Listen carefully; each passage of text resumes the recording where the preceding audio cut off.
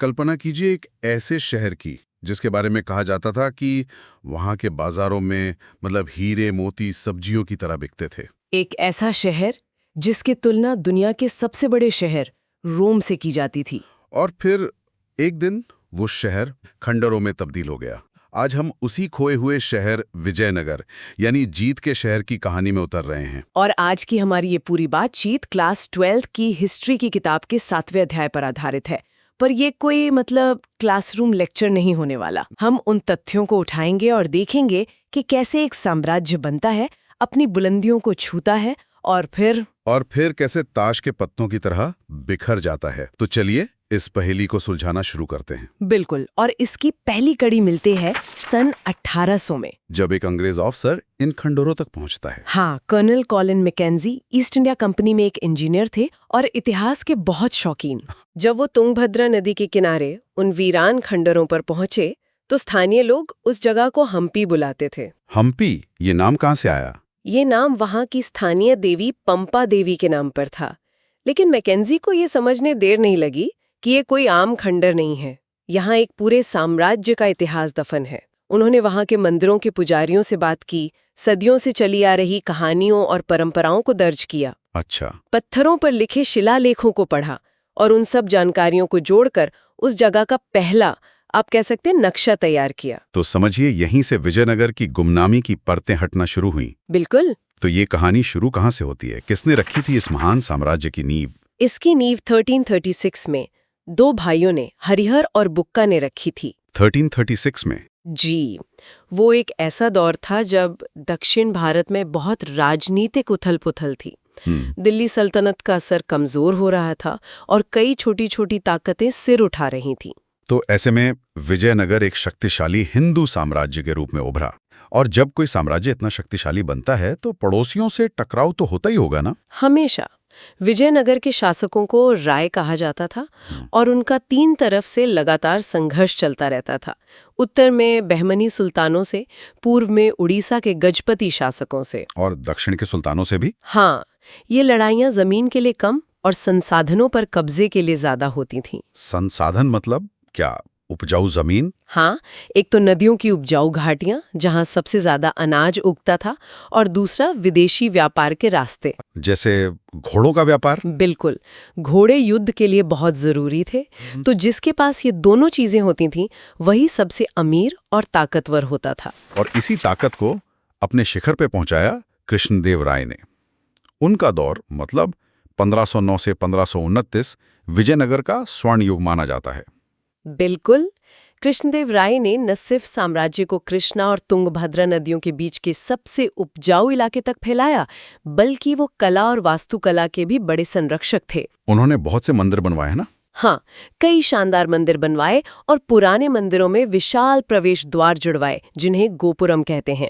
ये गोपुरम तो इतने ऊंचे होते थे कि दूर से ही मंदिर की मौजूदगी का एहसास कराते थे। सही कहा। और उन्होंने अपनी माँ के नाम पर नगलपुरम नाम का एक पूरा उपनगर भी बसाया। इतने बड़े साम्राज्य को, जिसमें लाखों लोग और हजारों सैनिक हों, उसे चलाना कोई आसान काम तो नहीं रहा होगा। कोई ना कोई सिस्टम तो जरूर होगा। बिल्कुल। और विजयनगर की राजनीतिक व्यवस्था की सबसे बड़ी खोज थी अमरनायक प्रणाली। अमरनायक प्रणाली? हाँ, ये कुछ दिल्ली सल्तनत की इक्ता प्रणाली से प्रेरित थी, लेकिन विजयनगर ने इसे अपने हिसाब से बदल लिया था। इसे थोड़ा आसान भाषा में समझते हैं। देखिए, राजा सीधे हर जगह शासन नहीं कर सकता था, तो वो अपने सैनिक कमांडरों, जिन्हें नायक कहते थे, उन्हें प्रशासन के लिए अलग अलग इलाके सौंप देता था। अच्छा, कमांडरों को? जी। इन नायकों का काम था उस इलाके के किसानों, शिल्पकारों और व्यापारियों से टैक्स वसूलना। और उस टैक्स का क्या होता था? क्या वो सब राजा के खजाने में जाता था? नहीं, नायक उस टैक्स का एक हिस्सा अपने खर्चे और अपनी सेना के रखरखाव के लिए रख लेते थे। अपनी सेना मतलब उनकी खुद की सेना होती थी? हाँ, उनकी सेना में पैदल सैनिक, घुड़सवार और हाथी भी होते थे। बचा हुआ पैसा वो साल में एक बार राजा को देते थे, और जब भी राजा को जरूरत पड़ती, ये नायक अपनी सेना के साथ उनकी मदद के लिए हाजिर हो जाते थे। बिल्कुल। तो ये एक तरह की दोधारी तलवार थे। साम्राज्य को चलाने और एक विशाल सेना खड़ी करने के लिए जो सिस्टम बनाया, वही बाद में खतरनाक भी साबित हो सकता था। यही इस सिस्टम का सबसे बड़ा विरोधाभास था। एक तरफ तो इस प्रणाली ने राजा को एक बहुत बड़ी और शक्तिशाली सेना दी, जिससे वो पूरे दक्षिण भारत पर नियंत्रण रख सका। हाँ, लेकिन दूसरी तरफ इससे नायक बहुत ज्यादा ताकतवर हो गए। उनके पास अपनी जमीन थी, अपनी सेना थी, अपने किले थे।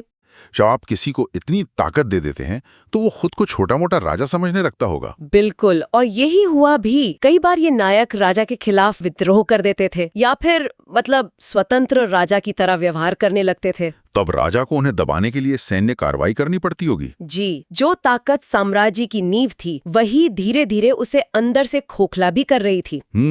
इस ताकतवर सिस्टम का केंद्र था राजधानी विजयनगर। एक पुर्तगाली यात्री डोमिंगो पेस, उसने तो कहा था कि ये दुनिया के सबसे शानदार शहरों में से एक है, रोम जैसा विशाल। लेकिन ये शहर एक ऐसी जगह पर था जो ग्रेनाइट की चट्टानों से भरी थी और जहां गर्मी बहुत पड़ती थी। ऐसे में पानी का इंतजाम कैसे होता था? यही तो विजयनगर के लोगों की इंजीनियरिंग का कमाल था। उन्होंने प्रकृति को अपनी जरूरत के हिसाब से ढाल लिया था। कैसे? तुंगभद्रा नदी शहर के पास से बहती थी, जो पानी का सबसे बड़ा स्रोत थी। उन्होंने नदी पर बांध बनाए और उनसे नहरें निकाली। अच्छा। इनमें हिरिया नहर सबसे खास थी, जो आज भी मौजूद है। ये नहर न सिर्फ खेतों की सिंचाई करती थी, बल्कि राजकीय केंद्र तक पीने का पानी भी पहुंचाती थी। और बारिश के पानी का क्या? वो तो बर्बाद हो जाता होगा। उसे भी बर्बाद नहीं जाने दिया। उन्होंने बारिश के पानी को इकट्ठा करने के लिए कमलपुरम जलाशय जैसे बड़े बड़े हौज या तालाब बनाए। इन जलाशयों का पानी न केवल खेतों तक, बल्कि नहरों के जरिए शहर के शाही हिस्से तक भी पहुंचाया जाता था। मतलब शहर के हर हिस्से में पानी की बेहतरीन व्यवस्था थे। एकदम। पानी और प्रशासन के बाद आती है सुरक्षा। और विजयनगर की किलेबंदी के बारे में तो बड़ी हैरान करने वाली बातें सुनने को मिलती हैं। 7-7 दीवारें। हाँ, और ये दीवारें आज की दीवारों जैसी नहीं थीं। इनमें सीमेंट या गारे का इस्तेमाल नहीं होता था। तो फिर कैसे बनती थी? पत्थर के बड़े बड़े टुकड़ों को इस तरह तराशा जाता था कि वो एक दूसरे में फंस जाते थे।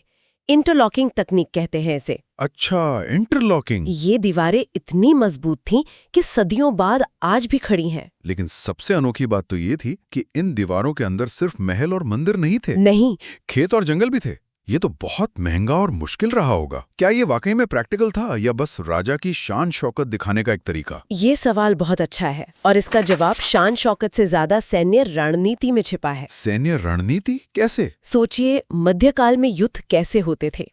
दुश्मन की सेना आती थी और शहर को चारों तरफ से घेर लेती थी।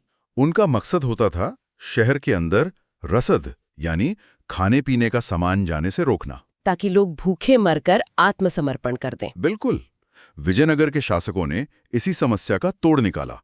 उन्होंने खेतों और जंगलों को भी किलेबंदी के अंदर ले लिया। इसका फायदा ये था कि घेराबंदी चाहे कितने भी महीने चले, शहर के अंदर अनाज उगाया जा सकता था, शहर भूखा नहीं मरता था और आत्मनिर्भर बना रहता था। तो ये एक बहुत महंगी लेकिन उतनी ही असरदार रक्षा नीति थी। एकदम सही। चलिए अब इस शहर के दिल में चलते हैं। शहर को मोटे तौर पर 2 हिस्सों में बांटा जा सकता है, राजकीय केंद्र और धार्मिक केंद्र। राजकीय केंद्र शहर के दक्षिण पश्चिमी हिस्से में था और धार्मिक केंद्र तुंगभद्रा नदी के किनारे चट्टानी इलाके में। राजकीय केंद्र में क्या क्या था? वहां राजा और उनके दरबारियों से जुड़ी 60 से ज्यादा इमारतें मिली हैं। और यहीं पर वो मशहूर महानवमी डिब्बा भी है। जी हाँ, ये राजकीय केंद्र की सबसे प्रभावशाली संरचनाओं में से एक है। ये लगभग 11,000 वर्ग फुट के आधार और 40 फीट की ऊंचाई वाला एक विशाल मंच है। और इसकी दीवारों पर नक्काशियां भी हैं। हाँ, शिकार, नृत्य और युद्ध के दृश्यों किरे गए हैं। तो ये सिर्फ एक ऊंचा चबूतरा नहीं था, इसका इस्तेमाल क्या था? ये सिर्फ एक त्योहार मनाने की जगह थी या इसका कोई और मतलब भी था? ये सिर्फ एक त्योहार नहीं था, ये एक पॉलिटिकल स्टेटमेंट था। इसका इस्तेमाल साल में एक बार होने वाले 10 दिन के महानवमी या दशहरा त्योहार के लिए होता था। इस मौके पर राजा अपनी ताकत, अपनी शान और शौकत और अपने रुतबे का प्रदर्शन करता था। अच्छा, तो एक तरह से शक्ति प्रदर्शन। बिल्कुल। सोचिए, पूरे साम्राज्य से अमर नायक यहाँ आते थे, राजा के लिए महंगे तोहफे और टैक्स लाते थे और अपनी वफादारी का सबूत देते थे। तो ये सबको याद दिलाने का एक तरीका था कि असली बॉस कौन है। वो मंच असल में विजयनगर की सत्ता का थिएटर था। वहाँ मूर्ति पूजा, राजे के घोड़े की पूजा और जानवरों की बलि जैसे अनुष्ठान होते थे। कुश्ती, नाच गाना होता था और त्योहार के आखिरी दिन राजा अपनी और अपने नायकों की सेना का खुले मैदान में निरीक्षण करता था। मतलब ये मंच राजा के रुतबे और साम्राज्य की ताकत का प्रतीक था। राजकीय केंद्र में कमल महल और हाथियों का अस्तबल जैसी खूबसूरत इमारतें भी थी। अब बात करते हैं धार्मिक केंद्र की। धार्मिक केंद्र तुंगभद्रा नदी के किनारे की चट्टानी पहाड़ियों पर बसा था यहाँ कई प्राचीन मंदिर थे जो विजयनगर साम्राज्य की स्थापना से भी पहले के थे। और इनमें सबसे अहम है विरूपाक्ष मंदिर। जी, जो भगवान शिव के एक रूप को समर्पित है। ये विजयनगर के संरक्षक देवता थे। राजा दावा करते थे कि वो भगवान विरूपाक्ष की ओर से ही शासन कर रहे हैं। इससे उन्हें एक तरह की दैवी स्वीकृति मिलती थी। बिल्कुल। और विट्ठल मंदिर का जिक्र किए बिना तो बात अधूरी रहेगी। विट्ठल मंदिर भगवान विष्णु के एक रूप को समर्पित है और ये विजयनगर की वास्तुकला का शायद सबसे शानदार नमूना है। इस मंदिर की दो चीजें आज भी लोगों को हैरान कर देती हैं। एक तो वो पत्थर का रथ, जिसे एक ही चट्टान को काटकर बनाया गया है, और दूसरा संगीत वाले खंभे। हाँ, इसके सवा मंडप में ऐसे खंभे हैं जिन्हें हल्के से थपथपाने पर संगीत के 7 सुरों जैसी अलग अलग धुनियां निकलती हैं। ये तो कमाल है। मतलब 500 साल पहले की इंजीनियरिंग और कलाकारी का ऐसा नमूना। यही तो विजयनगर की महानता थी। लेकिन हर कहानी में एक मोड़ आता है। कृष्णदेव राय की मृत्यु के बाद उनके उत्तराधिकारी उतने काबिल साबित नहीं हुए। साम्राज्य पर नियंत्रण कमजोर पड़ने लगा और जिन अमर नायकों की हमने बात की थी, वो अब खुलकर विद्रोह करने लगे थे। साम्राज्य अंदर से ही कमजोर हो गया था। और इस कमजोरी का फायदा उठाया पड़ोसी सल्तनतों ने। 1565 में विजयनगर के पुराने दुश्मन बीजापुर, अहमदनगर और गोलकुंडा की सल्तनतों ने हाथ मिला लिया। और फिर हुआ तालीकोटा का युद्ध। हाँ, जिसे राक्षसी तांगड़ी का युद्ध भी कहते हैं। इस युद्ध में विजयनगर की सेना बुरी तरह हार गई। और उसके बाद जो हुआ वो इतिहास का एक बहुत दर्दनाक अध्याय है। विजेता सेनाओं ने राजधानी विजयनगर पर धावा बोल दिया। उन्होंने कई महीनों तक जीत के शहर को लूटा, जलाया और पूरी तरह से तहस नहस कर दिया।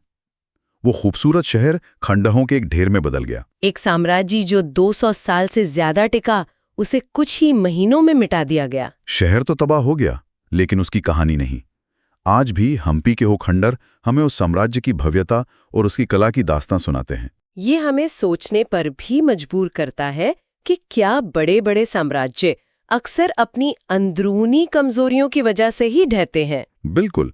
शायद सबसे बड़ा दुश्मन हमेशा बाहर नहीं बल्कि सिस्टम के अंदर ही छिपा होता है। चलिए अब हम इस अध्याय से जुड़े कुछ महत्वपूर्ण प्रश्नों पर चर्चा करते हैं जो परीक्षा की तैयारी में सहायक हो सकते हैं। जरूर। मेरा पहला प्रश्न है, विजयनगर साम्राज्य की जल आवश्यकताओं को किस प्रकार पूरा किया जाता था? विजयनगर की जल आवश्यकताओं को पूरा करने के लिए एक बहुत ही सुविकसित व्यवस्था थी।